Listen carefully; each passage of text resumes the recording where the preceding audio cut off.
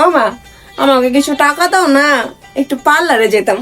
এ দেখো না, ফেসটা কেমন হয়ে গেছে, একটু ফেসিয়াল করলে সুন্দর লাগতো না? চুলগুলার অবস্থা দেখো, চুলগুলার যদি একটু ট্রিটমেন্ট করাইতাম। অনেক চুল পড়ে জানো না, সারাদিন তুমি তো ঘর মোছার সময় বলে এত চুল কার এত চুল কার, সব আমার চুল পড়ে জানো না। ট্রিটমেন্ট করাইলে না চুলগুলো পড়া বন্ধ হয়ে যেত। দাও না, টাকা লাগবো, খারো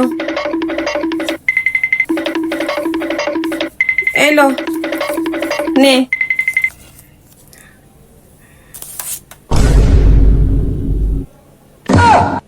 কয় টাকা দিলা? 30 টাকা নিয়ে পার্লারে যাবো? 3000 টাকাও না, 300 টাকা তো অন্তত দিতে পারতে, একটা ফেসিয়াল করতে পারতাম। 50 টাকা দিয়ে চুল কাটবি পার্লার তনে, আর 20 টাকা বাকি রাখবি। আমি 30 টাকা দিছি, 20 টাকা বাকি রেখে আবি। আমি কবি যে মায় পরে দিয়ে দিব, আমি পরে দিয়ে দিব মনে 20 টাকা। কোন পার্লারে 50 টাকা দিয়ে আমি চুল কাটো, আবার 20 টাকা বাকিও রেখে আমো? কোন জায়গায় পার্লার? কোন পার্লারে মানে?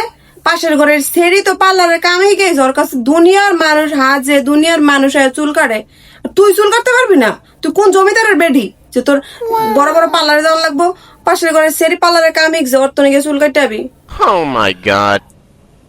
এই পাশের ঘরে ওই যে উল্টা পাল্টা চুল কাটেছে, মানে এগুলি সব নষ্ট করে দেবো তো আমার জীবনে। তো নিজে কোনোদিন পার্লারের সামনে দিয়েও যাও নাই, নিজের চেহারার অবস্থা দেখছো তুমি, আবার আমারেও কোনোদিন যেতে দিবা না। নাও তোমার 30 টাকা তুমিই রাখো, তুমিই যাও আর কাছে। আরে আমার লাখ সাহেবের বেডি রে, তোরা কয় হাজার টাকা দিতাম? 3-4 হাজার টাকা দিতাম তোরে চুল কাটতে। আমার চেহারা লে কথা কস।